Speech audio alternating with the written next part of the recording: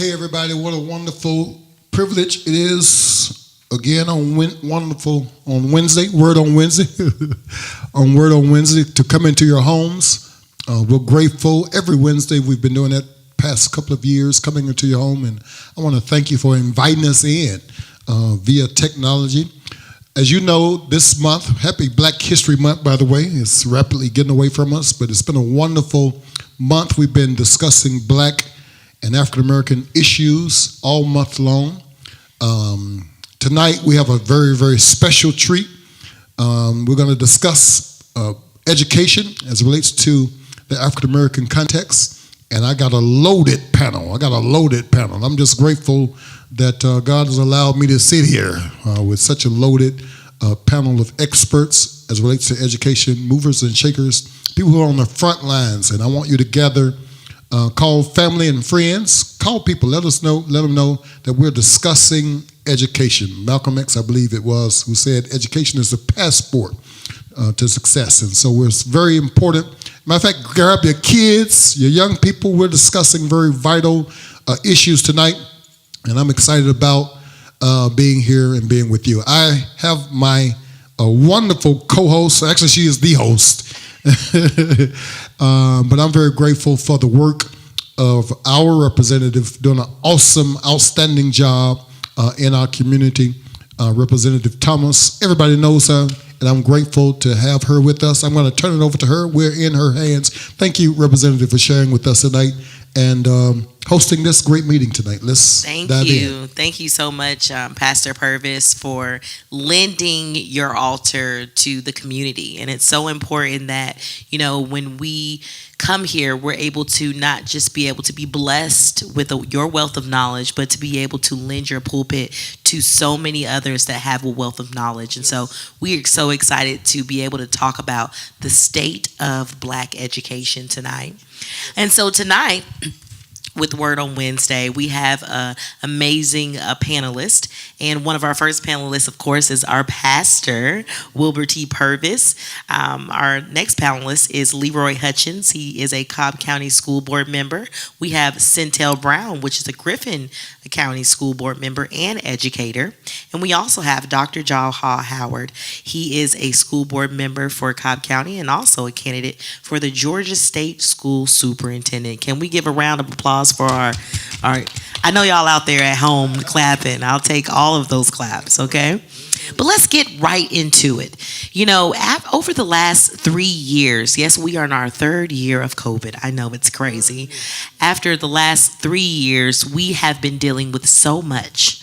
I think that COVID-19 has unveiled so many different things about us, not just health-wise, but the state that we are in all over America when it comes to education.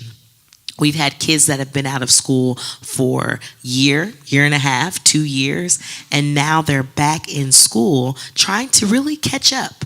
It's like a race that our children are in right now, trying to get back into the mode of being in school, trying to get those experiences back and trying to learn things that they weren't able to learn while being virtual. And then there are some of our kids, a lot of our children that are still virtual and that are staying safe in their own homes. And so we want to talk about that today. We also want to talk about critical race theory. I hate that word, but that is what they are calling it out here. I know you've saw it on CNN. You saw it all over the news and how they are trying to take talking about race out of the schools. And so let's get it started. I'm going to go right over to Dr. Jaha, and I'm going to ask you one of our first questions. What do you think is the current state of Black education? It's a great question. Black education reflects more than just education. It reflects our state because education touches everything. It touches housing, income inequality, and for all of those economic, all of those mental, social, physical health challenges that we see in our communities, they directly impact education. And so I just want to make sure when we talk about education, I don't want people out there thinking, oh, this is school stuff, or my baby's not in school anymore. Like, no. Schools anchor communities. As our schools go, go our communities. And so if we're going to talk about how are our black children doing with education, we also have to talk about those other things that are connected. It is a problem because let's talk about the financial part of it. We know that too many of our black families are at that lower socioeconomic area, but plenty are in the middle, quote unquote, middle class. Plenty are upper middle class. But too often education is directly tied to income. And no place more do we see that is with our black kids. It is a shame that we live in a state, we live in a country where you can be high achieving with lower income, and you have a way less chance of graduating college than somebody who's low achieving in higher income. I hope I didn't mix that up, but you get my point. So here you have, did I say it right on? Said it right. Let me say it again for the people in the virtual back here. Thank you. Say it again.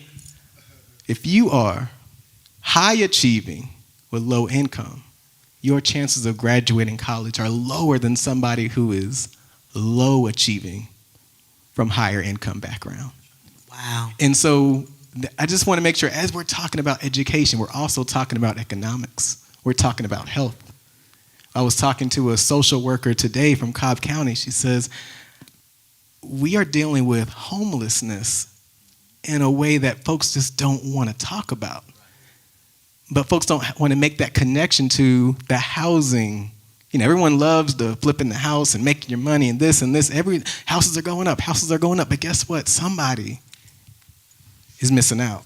And too many of those families are black families here in this county, here in this city. So I just want to make sure I shared that with you. And yes, we have challenges. And COVID, as we know, just kind of took all the makeup off, all the Photoshop. This is raw image. This is who we are. And we have to decide, are we going to acknowledge some hard truths and do the hard work? Or are we just going to cover it back up again? # no filter. So, Cental Brown, I would also like to know from you. You are a school board member. You're also an educator. You're also director over Black Men Engage, and you do so many different things. And so, I'd like to hear from you. What do you think the state of black education is?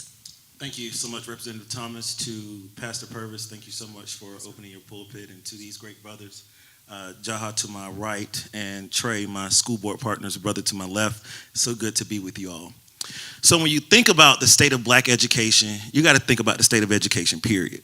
Because here we are in a time where low numbers of black teachers are nationwide. Teachers are walking out. They are quitting. We know that schools are underfunded in black neighborhoods. As a policymaker on a school board, we get a chance to look at the budget. And I know I've seen in Griffin-Spalding County schools where there's a District 1 school that's not getting the same thing that a District 2 school is getting. So we know that education is not a cookie cutter system. We know that it's not one size fits all, but what we can do is make sure that we are allocating funds appropriately. And because of this pandemic, I don't think funds are being allocated appropriately. And you got to think about this. You have inequity in our schools with discipline. Just in Griffin-Spalding County schools, we have changed our entire progressive discipline model to where now we no longer have a person who just sits and look at our kids and say, hey, we're going to send you to tribunal school. It is now a collective effort of a panel of people, and then once they appeal that process, it goes to the board and we have the final say. And so when you think about the state of black education, wraparound services are not being fully funded. There are kids that are being left out. When Pastor was preaching, he said, our God is motion activated. And when you think about education, it is engaging, and it is also should be activated through motion and through learning. And so we are in a bad state right now, Representative Thomas, and the pandemic did not help us.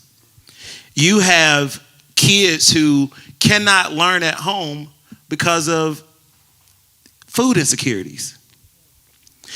I realized that where we were in my district throughout this entire pandemic, when a text message was sent out on we're not going to feed our kids. And I had colleagues that said, well, we don't feed them during spring break.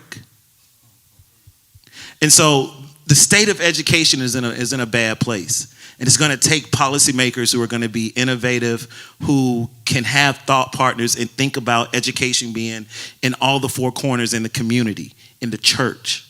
And so until we get back to like they did in the civil rights movement, using the church and using these barbershops, we're still going to be in a bad place. Wow, you said some amazing nuggets that I want to harp back on. You know, I know that Leroy knows, and even Pastor Purvis, because we were literally trying to feed these children that during the pandemic, you know, the first, I want to say, couple of weeks, they kept denying us. No. You know, we're not going to feed them. And we went to food banks. I mean, we went everywhere here and there. And I know I was out there, and all of us were out there making sure that people were pulling up and we were putting food in there. I mean, whatever we had to do, if we had to take it out of our own homes, we were doing what we had to do. And it was a food shortage when the first pandemic first came out, and they weren't feeding our children. Another thing is a shortage. Go ahead. And so to that, so how is a scholar able to learn to connect the dots or do division or to just do addition if they are hungry? How can they do it? How can they do it? And I think a lot of times board members are just so far removed from what is going on in our world. And so if you can't feed a child, don't expect a child to come in and learn and be engaged in an activity when they did not eat the night before. They had to go find where their parent was. You know, it's just, it's the same thing. I think the same thing with legislation. Like, as a lawmaker, I'm a lawmaker. I'm here to make laws. People don't know that's what we do. That's all the thing. That's the only thing in the Constitution that says is that we balance the budget and make the laws. But when you have someone, how can I legislate education policy when I know that my children are eating? I just can't do it. I have to go out every single day for 4 weeks is what we did, and made sure that these kids had food. And then when they saw me on Channel 2 feeding these children, that's when the school board said, you know what, wait a minute.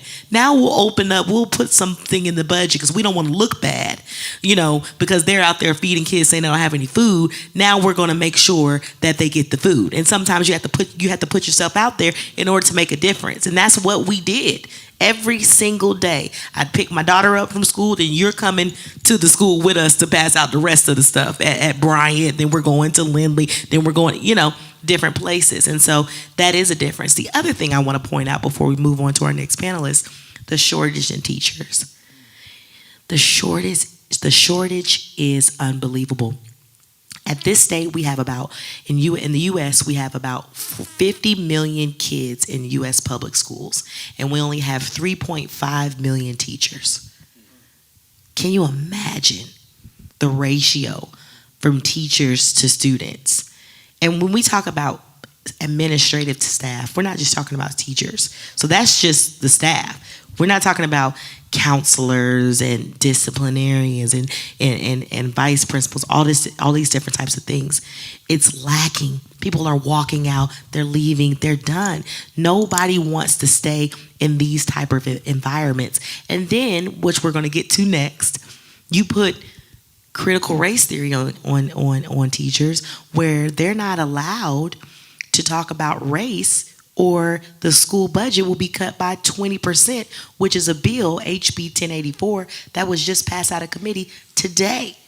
So let's move right on to that. Let's move to Leroy. Tell me a little bit about how you feel about CRT, which is critical race theory. And before you talk about how you feel about it, because, you know, when you have highly educated people on the panel, and these four men are very highly educated, I need you all to break it down what it is first, and then let's talk about it, because everyone is out there listening to this. So what is critical race theory? Why are people trying to fight it? And I'll just help you out just a little bit. This theory that we're talking about right now is coming out straight out of Trump's executive order. It was in Trump's executive order. He's no longer our president anymore, but they're still trying to push his agenda. So tell us, Leroy, what critical race theory is, and then we're not going to go in any order. Anybody that wants to come in, talk about it, Pastor, if you want to talk about how you feel about it, and anybody, Centel or Jaha, if y'all want to talk about it, just jump right in. But Leroy, tell us what it is first. Critical race theory. I'm going to give you two working definitions. The first is the actual definition of critical race theory, which is legal scholars at postgraduate school have a study of how racism has impacted the legality, our legal system through the course of time. You're talking about from Jim Crow laws, segregation, forward. And so it's a compilation of study that talks about systemic racism and how it affects all of our institutions. That's the first one. There is no K-12 curriculum for critical race theory. Postgraduate. Say it again. There is no K-12 curriculum for critical race theory. It is graduate level for lawyers, people who are aspiring to be in the legal justice system. That's where that information is housed. Someone has tried to rebrand. Let me rephrase. They didn't try. Someone has rebranded that information to scare parents into thinking that we are teaching something to your kindergartner, your first, second, and third grader that is polarizing to make them feel bad about themselves based on our American history. Our American history. And so they rebranded critical race theory to be something that is fake outrage. For example, we talk about Ruby Bridges. That's we talk about Ruby Bridges in elementary school. I think it may be a third grade standard, right? And we talk about her being the first person to integrate an elementary school. But we're teaching it in a way that is on their level, right? But we're not really talking about what segregation was and what integration was and what our grandparents had to go through during that time frame. We're not talking about the lynchings. We're not talking about all those other things. But when you start digging into it, kids start asking questions. They're very inquisitive. So why did white people not like black people? They want to know. And so now that child is going home to say, let me talk to my granddad about this, who was on the front lines. Can we be clear? Well. and so now that child is trying to understand his American history and how it affects him and people that look like him. So yes, there's a challenge to it, but at the same time, as a black child, my black son has to come home and say, we talked about slavery today. How uncomfortable that was and what it was to be a slave. And even though it was very sanitized for their understanding, they still have to endure that down through high school, especially when you're in schools when you may not be the majority. Luckily down here in the South, we are the majority, and so our teachers are culturally competent that can teach it in a way in which we're respected in that space. But what if you're not? What if you're in another space where it may be 2 or 3 black children in a classroom full of white people or white children? And now we start talking about slavery, and we still have schools that actually do reenactments. Let's not even go there. Pastor, how you feel about this? Look, Pastor, come on now, give us a word before we go into. It's really almost embarrassing. Mm-hmm. Even when you talk about how we present Black history, American history. It's interesting to me that even when we talk about slavery in that era, we always started at slavery. Mm-hmm. It's all twisted, yes. like there was no history of our people prior to slavery. Right. Black people didn't start when the ship showed over in Africa. No. We were kings and queens prior to that. That's right. But we present this one-sided image that our sons and daughters have to endure and sit in class, and it's embarrassing. It's really painful. It's almost scary to raise children, knowing that we're putting them in environments, really both sides, where they're going to have a distorted view about us as a people. And to Pastor's point and to Trey's point, so when you think about 8th grade Georgia Studies, that's what I teach, 8th grade, right? And you look at Georgia Studies, it literally, and I was on the committee that rewrote the standards so that we can give it a more historical context for folks that look like the folks that are on this stage. So when you start and you walk through the standards from the historical standpoint, H1 all the way to 12, from colonial period Georgia, from looking at the 21 trustees and the rules that they had, looking at the civil rights movement, going back to Ivan Allen, going back to Richard B. Russell, and you think about all these things, they don't want us to tell the truth. Right. They don't want us to tell the truth, to say that this is how Pawpaw and Mama treated us. They don't want us to be able to talk about when there were black codes that said that black folks could not testify in court, black folks could not serve on a jury, and black folks could not vote. Even after, when you get into it, which we just, looking at scope and sequences of education, we just talked about this last week, looking at the 13th, 14th, and 15th Amendment. So when you have inquisitive scholars, and scholars are to guide this discussion. As educators, we are facilitators. So the scholars are to guide this discussion and ask these questions. And what happens is you have some certificated practitioners who can't speak to it, who can't and won't speak to it, that won't speak to it because they don't, it's uncomfortable, and then they don't have the knowledge. So when I think about critical race theory, and I look at the propaganda and how lawmakers who have never been in a classroom a day in their life that are sponsoring these bills just to satisfy for a re-election in their districts. Right. Let's call it what it is. We're going to call a thing and a spade a spade. Yep. To satisfy their re-election because it is part of Trump's agenda. So I'm going to connect some dots. This is for the virtual crowd out there. We talked about a little bit indirectly about Brown versus Board of Education. That's right. So segregation is federally, whole country, Supreme Court, it's illegal. 1954.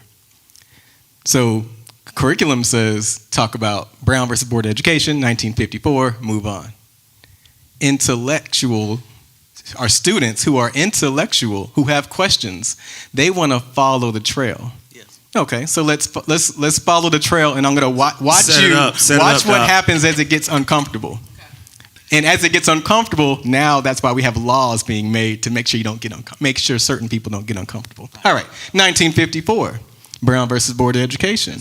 The Supreme Court has said it. Topeka, Kansas. The Supreme Court has said it. 1954. Right. Imagine you live in Cobb County. 1955 passes, and there's no black children. 1956, 1957, 1958, 1959, 1960, 1961. Oh, Atlanta public schools are starting to integrate. Oh, some of the schools around. Oh, 1962. 1963, okay, University of Georgia, all these other places, okay, integrating. Cobb County, still no integration. Come on 1964, Civil Rights Act passes, right? 1965, Voting Rights Act, right? That's right. Cobb County finally integrates 11 years after Brown versus Board of Education, when money is about to get pulled. So that is where lawmakers say, oh, don't talk about that. And you see how some people in Cobb County get uncomfortable because now you brought it home, and now I feel uncomfortable. And now I'm going to say that's divisive information, and I'm going to make it illegal. Let's call a thing a thing. Lawmakers, you're literally, not you, but some of your colleagues under the Capitol. I'm voting no. Are trying to make it illegal to do exactly what I'm doing. Walk through history. I'm not done. 1966, 1960. You know what? You know what? We're growing. Cobb County is growing. We need to build a new high school. Let's build a new high school in the northeastern section of the county. What are we going to call it? Well, Wheeler High School. Well, and we're going to put it in our yearbook that is named after Confederate General Joseph Wheeler. So now we have a high school memorialized by someone who really has very few and little Cobb County ties. But because he was a Confederate general, we are going to show, basically, if I can say this in church, put your certain finger up to the federal government that we don't want integration. Now we have this Now we have this influx of monuments to these white supremacy idols, right? So let's keep walking forward. Okay, that's just to get a child integrated in Cobb County schools. Let's not talk about the first black teacher. Let's not talk about the first black principal. Now we're getting into the 70s, the 80s. First black school board member. Literally, black school board members can fit on a t-shirt. There's only 5 of us total. So you see how you walk that history through, and it starts getting very close. When was the first black principal? I want y'all to say 1992. Oh my goodness. Now you see how now it's starting to not sound so far away. You want to know what school? Close to home. Ready? Joseph Wheeler. Oh wow. Wow. It's starting to get close. It's starting to get hot, and that feeling that some people may feel just listening to the timetable, that is what lawmakers are trying to make illegal under the banner of a manufactured new definition of critical race theory, all because certain people want to stay elected, and that fires up their base because, well, it worked in Virginia, so we got to do it in Georgia. And that is where we are today. Wow, thank you. I mean, this is reality. This is a real timetable. Talk about 1992 is when we got the first black principal in Cobb County. It's crazy. And of course, just like you said, they don't want us to tell these real stories, not telling a story, these real stories, and then you put divisive language on it called critical race theory. It sounds crazy. I mean, even just listen to it as a lawmaker. You hear critical race theory, you're like, wait a minute, I don't know if I want that's critical. It's critical. And so it's something that is happening right now. That's what I want you all to know, is that today in the Education Committee, HB 1084 was passed, which would not just try to get rid of how when students are asking these questions, intuitive students are asking, how did this happen? Well, just like I asked, when was the first principal? And a teacher explains that the teacher can be penalized. It literally censors our educators. Yep. For those that want to tell the full truth. And then the people who are, unfortunately, there are some educators that are perfectly fine not learning anything new. Now they say, well, I can't. So that's the law a that problem. you passed today says the teacher is penalized for what? So 1084 it's passed out of the Education Committee, so it'll be on the House floor maybe Thursday or next week. Okay. And what it says is that it's a critical race theory bill, and it penalizes teachers from, for example, let me say what they could do and what they can't do. So, for example, they could say that the McMichaels that killed Ahmaud Arbery, that was minding his business, the Ahmaud Arbery's, we already know they were racist, okay? But what you can't say is the system that protected them. And you can't talk about how the system did not arrest them for the DA covered it up. You can't talk about how the system didn't arrest them for months on end. You can't talk about how the system was not built for us, by us. It was built to knock us down every ring that we go up. You can't talk about that. You can't, which is actual truth. So you could talk about Ruby Bridges, but you couldn't talk about how in Cobb County we didn't get the first 1992 principal. And if you do, so let's talk about what happens if you do.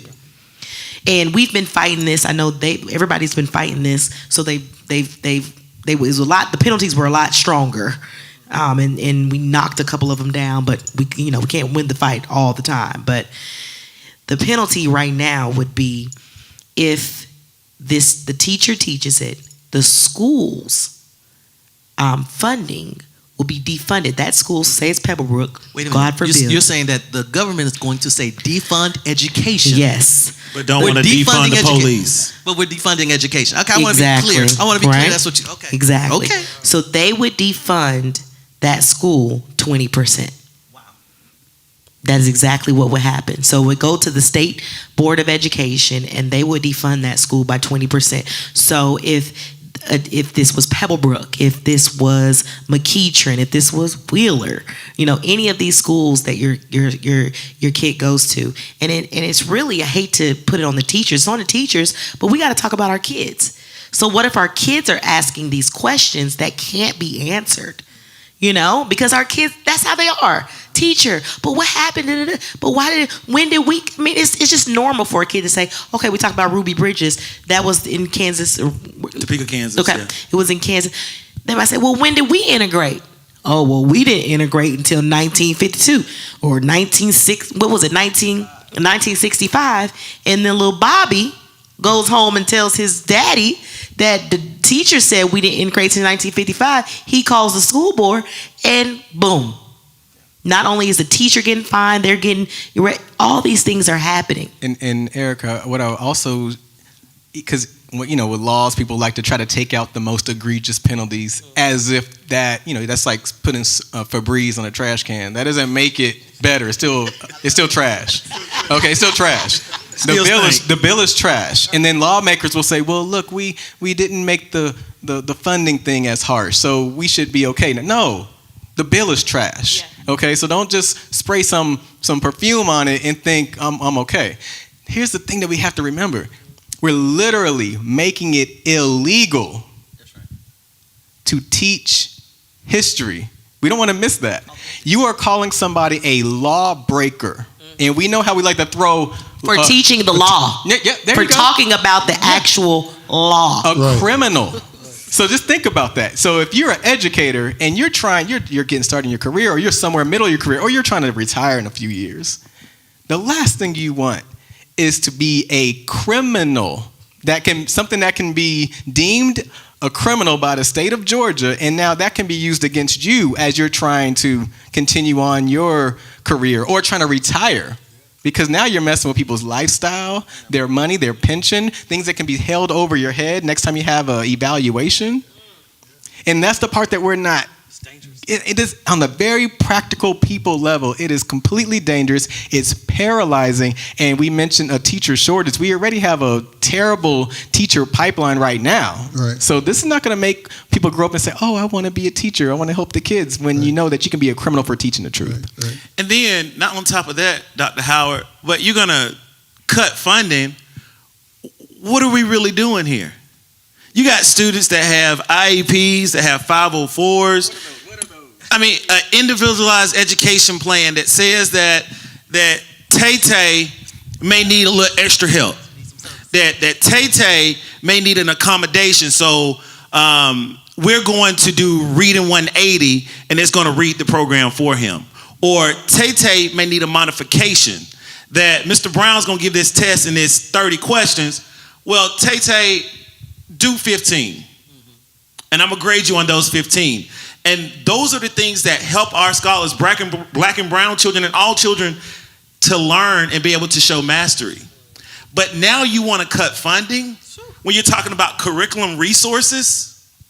You're talking about operations over school. You want to cut funding because someone is telling the truth. I just don't get that, Representative. I just don't get why they would want to cut funding when schools are already struggling. I always say you can't legislate hate. Wow. And that is exactly what is happening. Wow. We need to be able to tell our history. First off, it was hard enough to get it in for us to be able to tell it, period. Mm-hmm. And now they're trying to legislate the hate that our ancestors went through. And let me tell you something. I wish we had 3 more hours for this, because I know somebody's sitting on the couch right now just popped out the popcorn. You know what I'm saying? We're going to have to do part 2. That's the power of what we're doing today, though. Now, I'm grateful to have you guys on this platform, because some stuff I'm hearing like, what? Is that really happening? Even 2022. That knowledge is power. And so there are some who would say, I want to hear Bible study. No. This is affecting your kids. This is affecting our community. And I think this is very rich. And I totally agree. We probably need a part 2 and a part 3. It kind of reminds me of what we talked about last week when Juneteenth, what happened in Texas. We were free and didn't even know it. knowledge is power, and we need, I'm grateful that you guys have come here to share with us. We've got to continue this conversation. Yes, sir. I wish there was a way we could connect with parents who may have questions today. I know we're rushing up to our time. I don't know if we have any pressing questions that we could probably answer if somebody had something, Tanisha. But let's take another few minutes. Yeah. So, just like you said, Pastor, these are very important things. A lot of things are going on. It's, when you hear the bill 1084, that means there were 1,000 bills before that we've looked at and we've tried to legislate. There's so many different things that are happening above and over our heads. And so it's so important that we have these kind of conversations so that people can understand. I want to talk about one more thing before we go. What do you think? How has the pandemic made education different? Go ahead. You already got it. Yeah, it's made it different because there's just so much things that you're able to do from a virtual standpoint. Yeah. Education will never be the same. Hopefully. Never be the same. Because now we have teachers that are able to add to their resumes that they were doing asynchronous learning. They were doing virtual teaching and teaching in the classroom. It is pushed us to be more innovative in our practices as policymakers and principals as administrators and teachers as educational practitioners, because learning will never be the same. The pandemic has made us to be our best. It has forced a lot of teachers to get side hustles and be able to do different things. And it has also made our scholars be more aware of where their gifts are to create businesses as well. I can go through my phone right now the number of scholars that started a t-shirt business, and so now they want to get into those conversations about economics. They want to get into those conversations and start having electives that talk about starting a business. So I think that the pandemic has caused us to push forward and be innovative in the way that education is going to be delivered, not only now, but for generations to come. And parents. Correct. Let's definitely be real about how we've had to be innovative to keep these kids from, well, let me just say that word, but from us pulling out our hair, the hair that I don't have, okay? We've had to be very innovative. Parents have went through a lot. Let's be real. I know, even for me, we at the Capitol, we work 40 days out of the year. And it's hard. We went, even when the pandemic first came out, we had, session in the beginning, then we stopped, then we went back, then we were out, and then the kids were out. It's like, how in the world are we able to make sure that we're able to stay home with our kids, then have jobs that say you have to go into work today or you're fired? But I have a 10-year-old at home and a 2-year-old at home. It's like, what do we do? And the nanny might have COVID. You know what I mean? It's all these different types. Or people that some folks ain't got nannies. Well, yeah, that is true. God is good. I got some folk down in District 1 in the world's greatest city, Griffin, and they got nannies. Working 2-3 jobs. I'm not for real, just real talk. It's true. I'm grateful to God for me, my Griffin for me to coming be out able to have a nanny. Like real talk, that just true. really went through this stuff because they did not have the means to have childcare.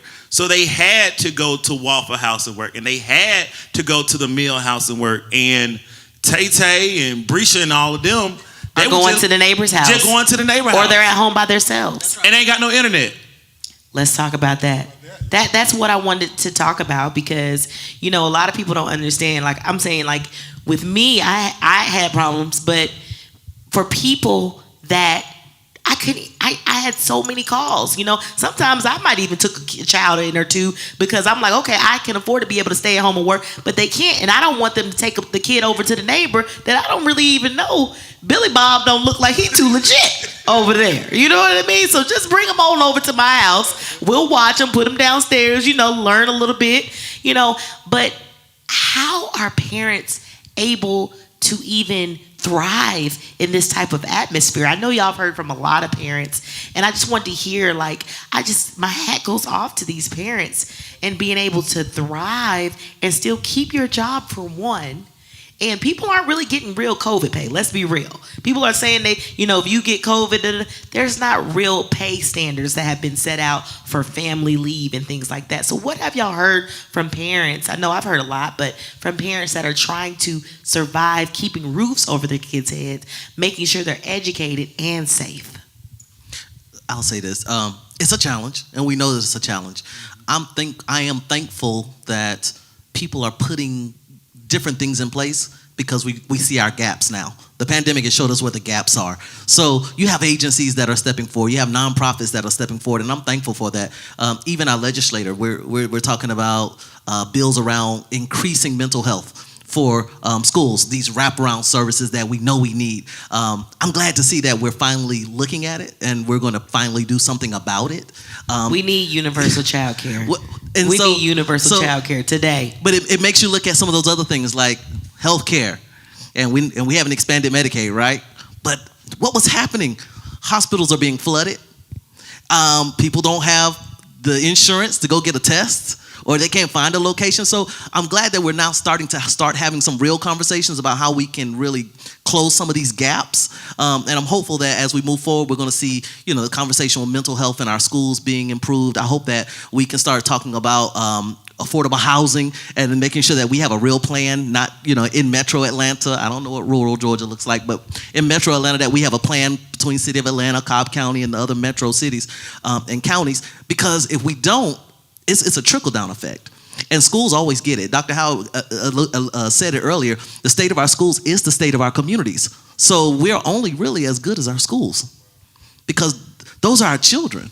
And if they're struggling, and if the school is struggling, then our community is struggling. So I'm glad to see that the eyes are open and people are now saying, let's wrap around and put some more supports to ensure that our communities are safe, so that the parent that does have to stay home, we can have some support to make sure that that $100 that they would have to put that on some bill, we can at least get them some food, and so they don't have to spend $100 on groceries. So I'm thankful for that. The word normal is something that we seek. Something that we used to.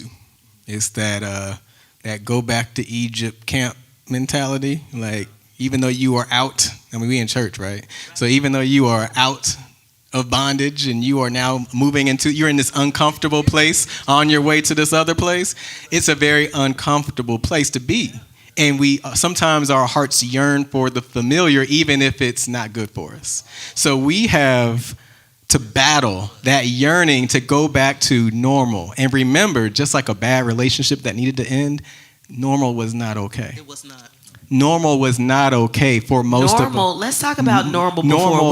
We were actually. It was not okay. We were touching, things without hand sanitizer. You were putting in your hand in somebody else's bag of chips. Yep. Like, just all types of things that used to be normal that probably should. We made COVID-19 when it from comes all of to these health. Things health, we were not. When it comes to health, when it comes to how we were delivering education, how we were slow to move with the times, how we were not flexible, that was normal, was familiar. And education, public education, has had that stigma of never wanting to change. And now we were forced to change. And Centel mentioned that there's some beauty that comes out of this mess, and we have to acknowledge the beauty. We don't want to just say, everything is terrible, everything is good. The truth is the truth, right? Truth is, it's nuance. It's messy, but it's also full of opportunity. And we are in this place where we can decide, now that we all know and feel in a very visceral way that we're all connected because we all experienced it together, now we can choose to actually do something about it. It's true, and I think that having this panel today is our step towards doing something about it. Before we get out of here, I would like for each of you to just give us a last word, just 1 minute of what you want to leave with people that are out here watching today, that really talks about the state of education.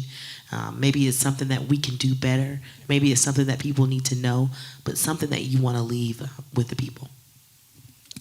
I'll start. I have my personal mission statement is to love God and to love people in real life. So the question is, for me, like, I'm a pediatric dentist, I'm a dad, I've been in practice for over 10, 11 years.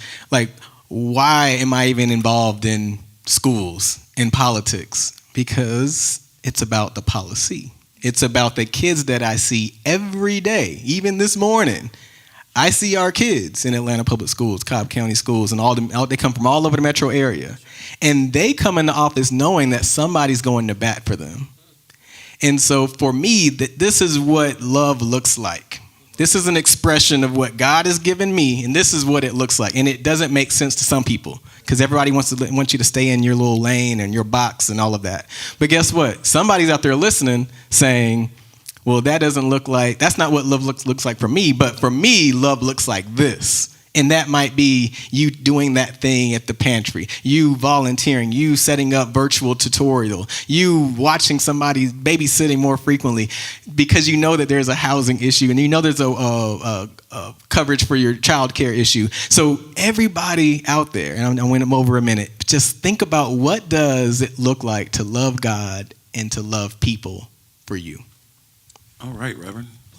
The Reverend, Doctor, school board member, future state superintendent of the Lord's church, servant of the Most High God. Amen. Right. Amen. That's most important. That's Out of all of those important. titles, that's most important. Go ahead. So I just want to our scholars and to the parentals that are watching and listening to us, I want you to become better advocates. You got to become an advocate for brighter futures.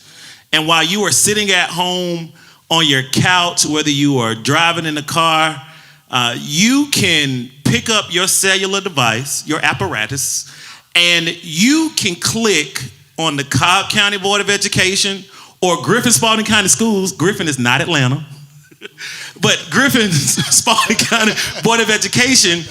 And you can watch what is going on in all three levels of your government, whether if it's on the county side, the school board side, or the city side. And even at 10 o'clock in the morning when Representative Thomas and her colleagues go in session, you can still view it online. Go to those contact pages. Send an email to those people that are representing you and let them know how you feel. So I just want to leave them with this. Become better advocates, not only for yourself, but for your children as well. Thank you. That's good. I think first what I want to say is directed at parents. I kind of like what you said. We have got to start engaging more. I know we make excuses because we're busy and there's a lot going on in our lives, but we have got to find time to be more engaged in the education process with our children. And I know we have a lot of multi-generational households. If you can't be there, grandma needs to be there. But we need to find our village, and we need to pull our village back together so that we can be intentional about making sure our children are getting what they need. Because as we try to navigate this new normal, I'm hoping that we can address things such as low literacy, because we're graduating children reading on 5th and 6th grade level. So I want to make sure that some not even reading. And some not reading. So I want to make sure that we are, but they're graduating, they're getting a diploma, but I want to make sure that we are clear that we have to be engaged so that we are producing scholars, students that can actually read and write, so that when they get out into the world, they can be productive citizens. I want to make sure that we are being intentional about being in their lives, being in those schools and being involved, because if we do not, these things like CRT and all this other stuff will just creep right on in. It'll creep right on in. It's a distraction. It's a distraction. We talk about literacy rate. We talk about low graduation rate amongst black males. We have to be more intentional about making sure we're engaged to make sure that everybody is successful. Whether and it doesn't necessarily mean college. It could be career, entrepreneurship, whatever it means. But we have to get back to the village mentality. And I am calling on our churches. Listen, if our schools can't teach it, we got a place that can. Thank you, Wednesday night. Word on Wednesday. Because if the schools can't teach it, we still have to be educated. We still have to teach our kids. And if we can't teach entrepreneurship, then we need to have entrepreneurship here at the church, where kids can come and we can talk about t-shirt business and things like that. But it's time for us to get our village back together and really create an opportunity for our people. Get the village back together and stay out of Lodabar. Y'all gonna preach a sermon tonight, huh? Y'all talked about going back to normal. The reality is life has changed. We've seen it over the last 3 years in particular. I preach around here, healthy things grow, growing things change, change brings challenge. But I think out of challenge, though, that could be great opportunity as well. You could either look as life is you either look at life as either the glass is half full or it's half empty. I want to encourage every parent. I want to encourage every teacher. Shout out to all the teachers tonight. Shout out to all the teachers for the hard job, overworked, underpaid, underappreciated. And I know you catch it a lot. Tonight we're going to take just a moment and shout out all of our teachers, all of our administrators, school board officials, support staff, everybody who's doing an awesome job and really have a heart for it. Shout out to you guys tonight. We thank you. We applaud you tonight and appreciate all of your effort. I want to encourage us, though, to believe that the best is still yet to come. It's out of involvement, it's out of engagement, being advocates, that we can make a change. And I want to encourage, thank you, Destiny, for allowing us tonight to approach Word on Wednesday from a different avenue. The church has always been at the forefront of major movements in our community. Right. And I think we've kind of gotten away from that. And I believe part of the change is bringing us back to that. Where the church has an active voice. It's not just shouting on Sunday, it's showing up at school board meetings. It's going to PTA. It's being involved in the everyday affairs that affect us as a people. So I want to encourage us to continue to stay on the front lines and continue to believe. Let's pray and participate. Let's shout and serve. Let's do our part, do what we can. Thank you, Representative Thomas, and all of our panelists tonight for being here tonight. What a wonderful, wonderful conversation. And let's make a commitment periodically to do this, to keep the conversation going. Hey, right before you leave, I want to encourage you. All that we do here, we do because of the free will giving of our members. And I know it's been a little bit different tonight. Great information, though. Hopefully some inspiration. And it's kind of pushed you and prodded you to get a little bit more active and involved. I want to encourage you tonight to prepare a offering as we normally would do on Wednesday. All the ways to give, you know those. I'm going to encourage you, ma'am and sir, to please do so. Let me shout you out once again. I want to do this every chance I get. Even though we've not been inside of our building over the last 2 years, almost 3, you've been very, very, very faithful to our ministry, very committed and diligent in your giving. And I want to thank you once again for just helping us to continue to do ministry. We've not been in our building, but we've still been doing ministry.